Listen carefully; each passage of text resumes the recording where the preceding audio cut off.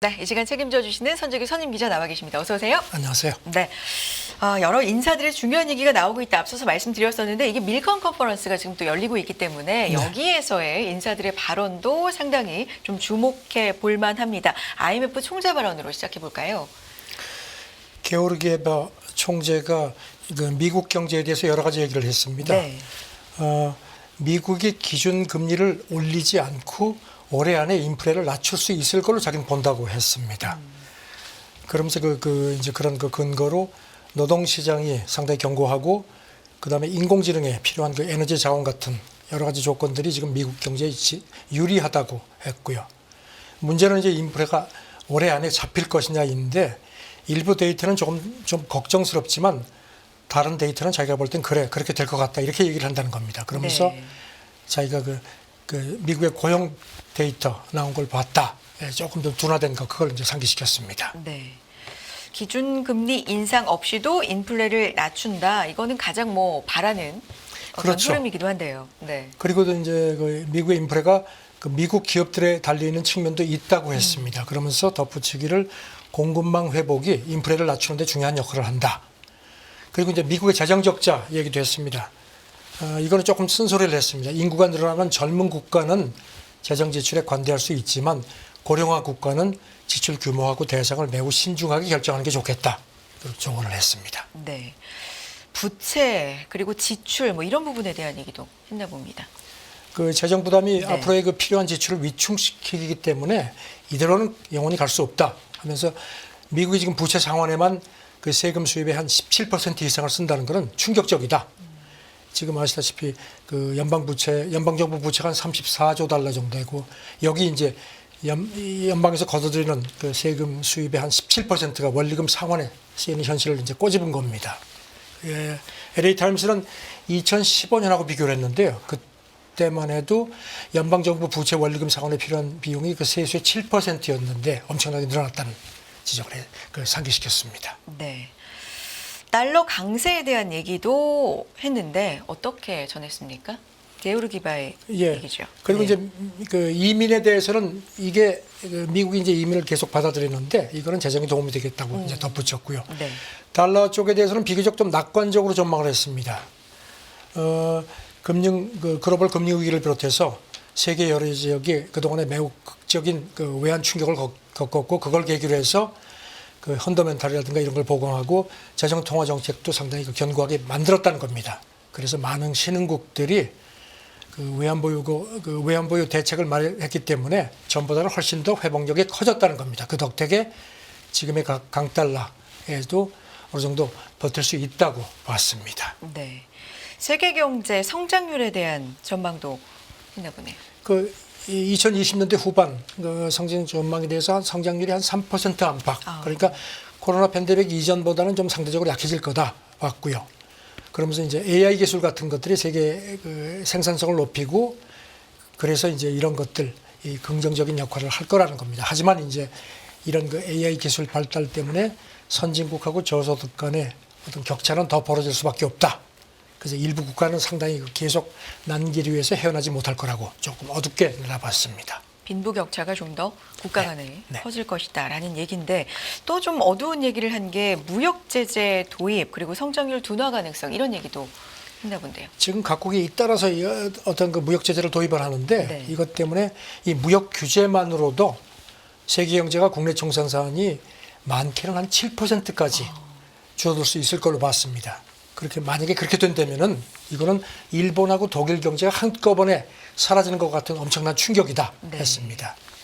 그래서 이제 세계 경제가 지금 절벽으로 질주하고 있는 상황이라서 정책 입안자들이 이거를 인식한다면은 진로로 수정하게 될 거 아니냐. 이게 이제 좀 더 예전 같은 세계화 시대로 돌아가기를 바라는 그런 염원을 좀 슬금을 내비쳤습니다. 네. 게오르기에바의 연임이 확정이 된 거죠? 확정이 됐습니다. 네. 지난달 연임이 확정돼서 이제 10월까지, 오는 10월까지 이제 5년 임기인데 이제 10월부터 다시 5년간 더 연임하게 됐습니다. 불가리아 출신이죠. 네. 오는 10월부터 다시 5년 두 번째 임기에 들어가는 게오르기에바 밀컨 컨퍼런스에서의 여러 언급들 정리해서 전해주셨고요. 다음 얘기 넘어가 보겠습니다. 우크라이나에서 대통령 임기 논쟁이 부상하고 있다. 어떤 얘기입니까? 지금 그 젤렌스키가 5년 임기인데요. 이게 오는 20일이면 종료가 됩니다. 그런데 아시다시피 지금 전쟁을 하기 때문에 계엄령을 선포를 해서 원래 제대로 했으면은 지난 3월 31일 날 대선을 치렀어야 되는데 이거를 연기를 했고요. 그리고 또 총선도 원래 작년 10월 말이었는데 그것도 연기를 한 상태입니다. 그런데 이제 이게 문제가요. 그 우크라이나 헌법상에 계엄령 하에서는 의원, 그 국회의원 임기는 연장되는 명시적인 규정이 있는데 대통령 임기에 관해서는 이런 그 명시적인 규정이 없다는 겁니다. 그래서 이제 일각에서 이게 지금 위헌이다 이런 지적이 제기되는 겁니다. 네. 그럼 이게 법적인 어떤 논쟁들 좀 다툼이 있을 것도 같고요. 여기서 다툼들이 네. 많습니다. 지금 우크라이나 그 전 헌재 소장 얘기는 헌법이 계엄 기간 모든 선거를 금지하고 있기 때문에 따라서 대선 연기도 타당하다 하는데 지금 일부 또 다른 그 법학자들 얘기는요. 아니다. 그거하고는 별개 문제고 그래서 젤렌스키가 임기가 종료되면은 권한을 의회 의장한테 이양하는 게 좋다. 뭐 이런 주장도 나옵니다. 러시아에서도 어떤 얘기를 좀 보태나요? 러시아가 이걸 가만히 있을 리가 네. 없죠.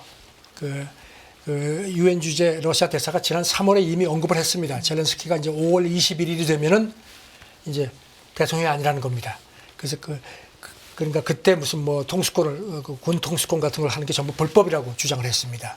근데 뭐 지금 일단 선거는 연기됐는데요. 젤렌스키 그 지지도는 굉장히 높습니다. 지난 2월 그 여론조사를 보면 그 당시만 해도 63% 지지니까 선거를 해도 지금 뭐 대통령이 될 수 있는 가능성이 높다는 관측인데 일단 자우전 이런 논쟁이 있습니다. 네. 이런 가운데 미국이 젤렌스키 후임 물색을 본격화하고 있다라는 주장이 나오는데 누가 주장하는 겁니까? 러시아 대외정보국에서 주장을 했습니다. 러시아요. 네. 네. 그 지금 뭐 미국이 이런 그 상황을 고려해서 젤렌스키 후임을 뭐 물색하고 있다는 주장입니다. 그래서 지금 대체자를 물색하고 있다는 거고요. 그래서 지금 페트로 전 대통령, 그다음에 키이우 시장, 대통령 비서실장, 그리고 뭐 전 총사령관 이 사람은 지금 이제 영국 주재 대사인데요. 이 사람들하고 접촉하고 있다는 게 러시아 대정보국 주장입니다. 네. 말 그대로 주장이니까. 네, 크렘린 대변인이 이제 여기 대해서 이제 기자들이 물어보니까 네. 러시아가 그러면 어떤 후보하고 대화할 의향이 있느냐 이렇게 기자가 물어보니까 아직은 얘기하기 좀 이른 사안이다 하는데 슬그머니 좀 발을 뺍니다. 네. 이 얘기는 좀 지켜볼 필요가 있을 것 같고 그런 가운데 이 푸틴 5기 취임 전날이죠. 그러니까 그제 정도인데 러시아가 전술 핵무기 훈련 계획을 발표한 데 대해서 미국 국방부가 비판을 했네요. 오늘 새벽에도 그 메드베데프 그러니까 아주 푸틴의 직속 신복이죠. 국가안보회의 부의장인데 뭐 만약에 나토군이 러시아 국경을 넘으면은 그 핵무기로 그들의 그 수도를 공격하겠다 뭐 이런 얘기를 했거든요. 그 F-16 지금 이제 주지 않습니까? 그러니까 이제 여기 대해서 푸틴이 그런 얘기를 했거든요. F-16이 핵무기를 장착할 수 있다. 그러니까 우리는 이렇게 되면 가만 안 있겠다 했는데 그래서 지금 보니까 취임 전날 전술 핵무기 훈련 계획을 발표를 했습니다. 자기가 지시를 했다는 겁니다. 근데 뭐 상당히 기싸움 같은데 여기 대해서 이제 미국 국방부는 이건 상당히 무책임한 발언이다 하면서 말은 그렇게 하지만 그 러시아 전략 그 태세를 보면 아무런 변화가 없다 이렇게 강조를 합니다. 네. 레토릭 싸움인 것 같습니다. 알겠습니다. 자, 다음 얘기는 미국 대선 얘기 넘어가 보도록 하겠습니다. 어느덧 6개월 정도가 남았습니다. 6개월이 조금 안 남았죠. 이제 그렇게 11월 됐나요? 3일이니까요. 네. 6개월도 채 안 남은 미국 대선 지금 양상은 어떻게 흘러가고 있습니까? 지금 전국 조사를 보면 네. 전국 지지율이 똑같은 걸로 두 차례가 두 조사에서 나왔습니다. USA 투데이하고 미국 서폭대 지난주 조사인데 해보니까 37% 똑같이. 그리고 똑같아요. 다자 대결인데요. 로버트 케니어 주니어가 8% 네. 그렇게 되어 있고요. 이게 지금 이 같은 조사 지난 1월 조사 때는 트럼프가 3%포인트 앞섰습니다. 그런데 이제 트럼프가 바이든이 따라 붙은 겁니다. 그러면 바이든 대통령의 세가 좀 더 확장이 됐다라고 해석이 가능한데 어느 쪽에서 좀 그렇게 늘었나요? 이쪽 분석은 지금 중도하고 흑인층에서 아프리칸 아메리칸 쪽에서 좀 이렇게 지지율이 올라온 걸로 되어 있습니다. 그래서 이제 격차가 이제 많이 좁혀졌다는 거고요. 그리고 또 그 미국 정치 전문 매체 더 힐이 여론조사 기관 이제 디시즌 데스크라는 데인데 이거는 이제 미 전역에 그 800한 800개가 넘는 그 조사를 이렇게 종합을 해가지고 매일 이렇게 이제 그 평균을 내거든요. 이게 지금 보니까 여기도 똑같이 그저께 현재 네. 두 사람이 똑같이 44.8%로 나왔습니다. 동률이에요, 이것도. 동률입니다. 그리고 뭐 일부 개별 조사에서도 지금 바이든 지지율이 전국 지지율이 지금 많이 올라간 걸로 지금 돼 있습니다. 많이 네. 따라 붙었습니다. 그렇군요. 6개월도 채 안 남은 대선 박빙의 정말 숫자로도 그렇게 나타나고 있는데 다자 대결로 가자면 그러니까 로버트 케네디 주니어도 이제 포함이 되고 이런다면 어떤 지금 양상일까요? 방금 말씀드린 네. 이 전국 조사 결과를 종합하는 이 조사에 보니까 네. 다자인 경우는 역시 트럼프가 앞섭니다. 조금 아. 41.2%고 바이든이 40.1%. 이게 오차범위 아닙니다. 그리고 케네디가 8.5% 그런 건데 근데 이제 여기 대해서 전문가들 얘기는요. 전국 지지도하고 실제 당선되는 거하고 조금 좀 이게 맥이 다르다는 겁니다. 아시다시피 미국은 직접 투표가 아니죠. 그 대의원을 뽑기 때문에 그래서 전국 지지율이 앞서도 대의원 수에서 지면은 지거든요. 그러니까 이제 그런 상태이기 때문에 이제 그런 것도 고려를 해야 된다는 얘기고요. 그다음에 이제 그 주요 경합주는 아직도 트럼프가 바이든보다 더 앞서 있는 걸로 되어 있습니다. 경합주가 어디로 지금 우선 보면 가장 될까요? 최근 조사를 보니까 그저께 현재 미시간, 위스콘신, 펜실베이니아는 트럼프가 여전히 앞서는 걸로 되어 있습니다. 양자 대결에서. 네. 알겠습니다. 그렇다면 이제 증시, 주식시장, 경제에는 어떤 영향을 미칠지 저희가 계속해서 이제 이런 얘기를 집중적으로 전해드리는 입장에서는 상당히 중요한 또 얘기인데 골드만삭스가 미국 대선 결과가 금방 나오지 않을 위험을 주식시장이 간과하고 있다 뭐 이런 경고를 했네요. 그 트럼프가 얼마 전에도 뭐 공정한 선거라면 결과를 받아들이겠지만 그렇지 않으면 가만 안 있겠다. 네. 계속 그 얘기를 하거든요. 불복 얘기가 계속 나오니까 골드만삭스가 분석을 한 게 있는데요. 지금 누가 승자가 되느냐보다도 11월 3일 날 이제 현지 시간으로 이제 선거를 하고 이제 예정대로면 이제 그날 밤이나 다음 날 새벽쯤 이제 윤곽이 나와야 되는데 그렇죠. 이게 지금 계속 박빙이고 뭐 거의 비슷하게 나오니까 이렇게 되면은 승복을 안 할 수도 있고 그렇게 되면 며칠 갈 수도 있고 길게. 그렇죠. 네. 그렇게 되면 이제 그게 증시에 아주 그야말로 가장 큰 리스크가 된다는 건데 이거를 지금 투자자들이 좀 간과하는 것 같다 이렇게 진단을 했습니다. 네. 이럴 가능성도 있다. 그렇죠. 네. 여기 대해서 이제 골드만삭스의 그 데이비드 코스틴, 미국 전략가죠. 이 사람이 그 경합주 얘기를 했습니다. 애리조나, 미시간, 펜실베니아 같은 경합주를 포함해서 23개 주가 그 오차 범위 내일 경우에는 자동적으로 재검표하는 조항이 있다는 겁니다. 그래서 이런 것도 하나의 변수다.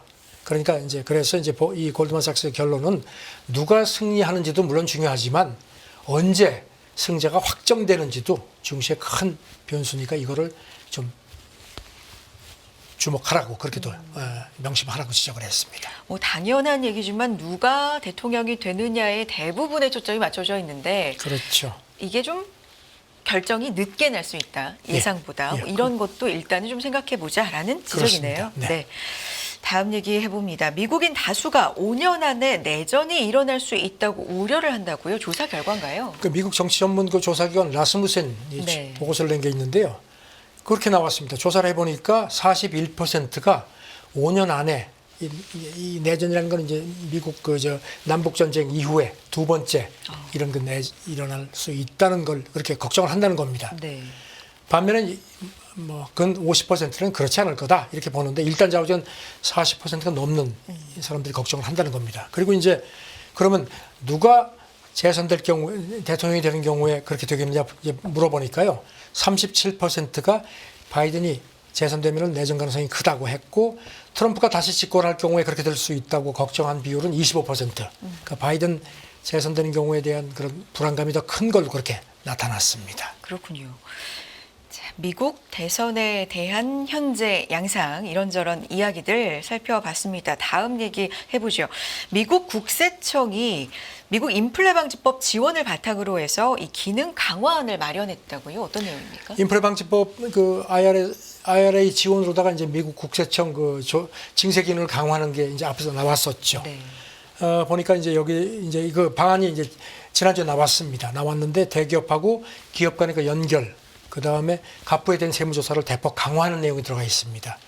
그리고 2028년까지 그 국세청 인력을 한 9만 3천 명가량으로 늘리려는 계획도 있는데 원래 지금 국세청장 대행이 원하는 건 한 10만 명인데 3년 네. 안에 이제 그거보다는 조금 못 미치지만 이제 일단 인력을 대폭 보강하는 걸 그렇게 그 방안이 나왔습니다. 네. 구체적인 숫자 나온 게 있는 지금 거예요? 로이터가 이 네. IRS 문건을 이제 입수해서 보도를 했는데요. 그 자산 규모가 2억 5천만 달러, 우리 돈으로 한 3,400억 원이 넘는 기업에 대한 세무 조사율이 지금은 2019년 기준으로 한 8.8%인데 2026년도까지 22.5%로 높일 계획이고요. 그 다음에 1,000만 달러가 넘는 기업 간 결합에 대해서 세무 조사율은 10배 늘린다는 겁니다. 그리고 이제 연간 소득이 1,000만 달러가 넘는 개인에 대한 세무 조사율도 그 11% 정도를 16.5%로. 다만 이제 연간 수익이 40만 달러 미만인 경우는 변화가 없습니다. 바이든도 계속 그 40만 달러가 안 되는 사람한테는 그 증세할 의사가 없다는 걸 밝혀왔죠. 알겠습니다. 빠르게 이 저번에도 전해주신 적이 있잖아요. 네. 고병환성 조류 인플루엔자 얘기까지 전해주실까요? 이게 지금 미국 그 CDC도 그렇고 뭐 아직까지 큰 위험은 없지만 네. 걱정이 많이 되는 모양입니다. 그래서 지금 주 당국에 대해서 축산하고 유업하고 육가공 종사자에 대한 그 H5N1 고병원성 조류 인플루엔자 그 보호 장구를 더 강화를 하라는 지침을 내린 걸로 되어 있습니다. 그리고 이제 우유 그다음에 가공류 같은 거 조사를 했다고 그러지 않습니까? 그래서 이제 그 저멀균 우유 같은 경우는 샘플이 20%가 그 감염된 걸로 되어 있거든요. 그래서 그것도 지금 거기 직접 이제 종사하는 사람들도 더 보호를 강화하라고 했는데 일단 그래도 식품의약국 쪽에서는 우유하고 유아용 분유 같은 미국에서 유통되는 유제품은 안전하다고 강조를 하는데 미국이 상당히 좀 긴장을 하는 것 같습니다. 확산 위험이 현재로서는 안 높지만 네. 굉장히 좀 경계를 하는 걸로 보입니다. 알겠습니다. 그런 흐름까지 전해주셨네요. 선재규 선임 기자와 함께했습니다. 오늘도 고맙습니다. 감사합니다.